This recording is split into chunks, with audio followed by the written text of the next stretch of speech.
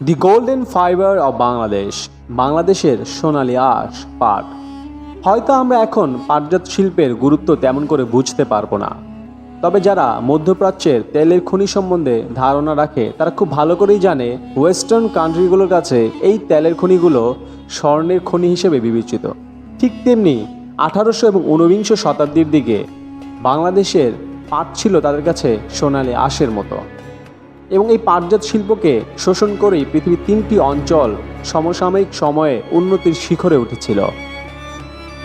কখনো বাঙালি ভ্রাতৃত্ব, আবার কখনো মুসলিম ভ্রাতৃত্বের কথা বলে তারা বাংলাদেশের পাটজাত শিল্পকে শোষণ করেছে। ব্রিটিশ ইস্ট ইন্ডিয়া কোম্পানির একজন বড় কর্মকর্তা একবার তার ডায়েরিতে লিখেছিলেন, ইস্ট ইন্ডিয়া কোম্পানি মূলত পূর্ববঙ্গের মসলিন কাপড়, পাটজাত শিল্প এবং বিহারের সিল্ক কাপড় বিক্রি করেই ধনী হচ্ছিল। তারা পূর্ববঙ্গ হতে লক্ষ লক্ষ টন পাটজাত শিল্প স্কটল্যান্ডের ডান্ডি শহরে প্রেরণ করত এবং সেখানে পৃথিবীর সবচেয়ে বড় বড় পাটকল এবং ম্যানুফ্যাকচারিং সেন্টারগুলো গড়ে উঠেছিল। এবং এই ডান্ডি শহর থেকেই পৃথিবীর অন্যান্য সকল প্রান্তে পাটজাত দ্রব্য বিক্রি হতো। তাই এই ডান্ডি শহরকে বলা হতো সিটি অফ জুট। তবে আশ্চর্যের বিষয় হচ্ছে এই সিটি অফ জুটের অধিকাংশ কাঁচামাল আসত পূর্ববঙ্গ হতে। পরবর্তী সময়ে এই শোষণের ভার হস্তান্তর করা হয় ব্রিটিশ ইন্ডিয়ার রাজধানী কলকাতা শহরের ওপর।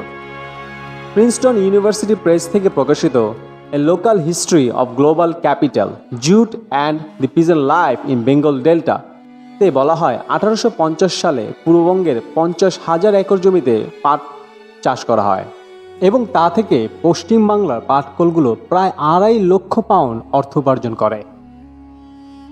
তবে তার একটি পয়সাও তারা পূর্ববঙ্গে খরচ করেনি এবং 1906 সালে পূর্ববঙ্গের প্রায় 40 লক্ষ একর জমিতে পাট চাষ করা হয়, যা থেকে পশ্চিমবাংলার কলকারখানাগুলো প্রায় 13 মিলিয়ন পাউন্ড অর্থ উপার্জন করে।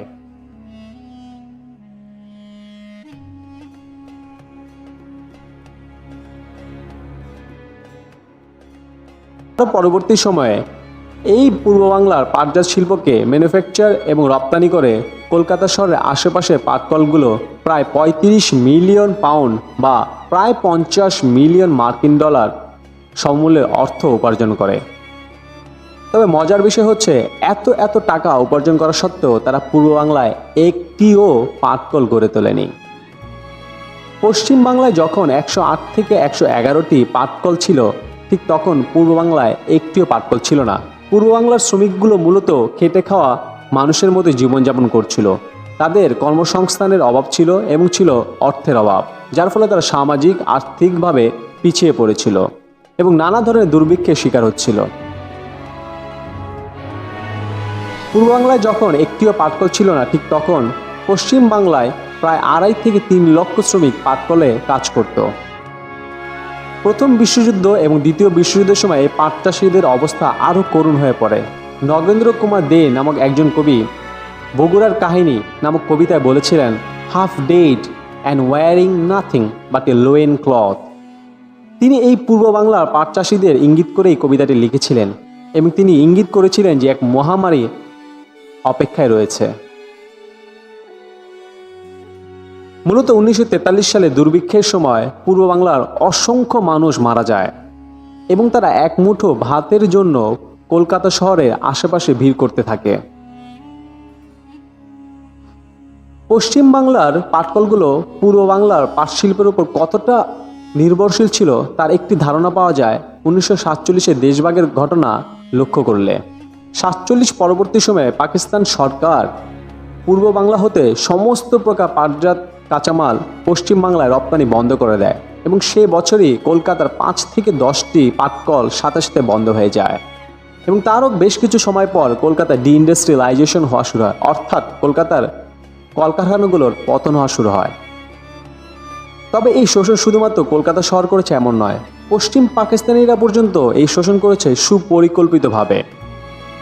মূলত সমগ্র পাকিস্তানের বৈদেশিক মুদ্রার অধিকাংশই আসত পাটজাত শিল্প বিক্রি করে। তবে এই অর্থ তারা ব্যয় করত পশ্চিম পাকিস্তানে।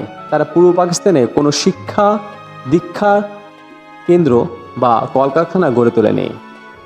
পশ্চিম পাকিস্তানের লাহোর শহরে তৎকালীন সময়ে সবচেয়ে বড় বড় শিল্প কারখানা গড়ে উঠেছিল এবং পূর্ব পাকিস্তানে পাটজাত শিল্প বিক্রি করেই তারা পাকিস্তানের এক প্রত্যন্ত অঞ্চলে গ্রিক আর্কিটেক্ট দ্বারা ডিজাইন করে একটি আধুনিক নগর গড়ে তোলে, যার নাম ইসলামাবাদ।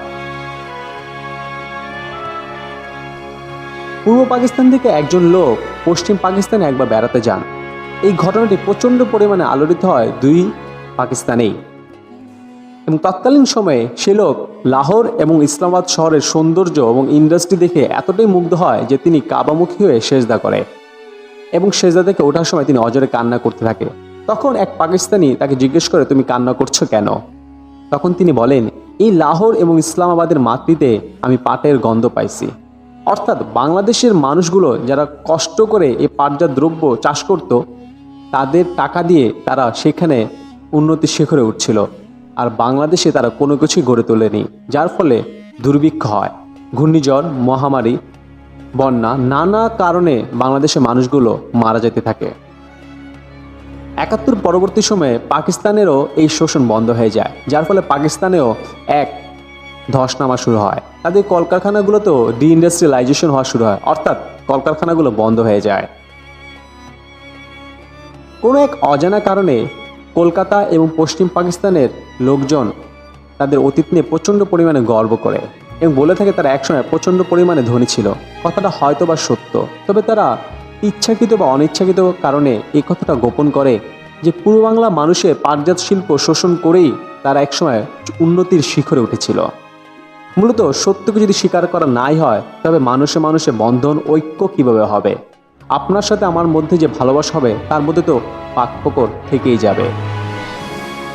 বলা হয়ে থাকে ব্রিটিশ আমলে বাঙালি মুসলমান সমাজ অনেকটা ভেড়া পালের মতো আচরণ করা শুরু করেছিল। বলে রাখা ভালো, শেয়াল এবং নেকড়ে দুইটি প্রাণীরই লক্ষ্য হচ্ছে ভেড়ার পালকে আক্রমণ করে মেরে ফেলা। তবে নেকড়ে পেছন থেকে আক্রমণ করে আর শেয়াল সে ভেড়া পালের সাথে বন্ধুত্ব করে। দুজনের লক্ষ্য এক হলো, তাদের মেথড আলাদা।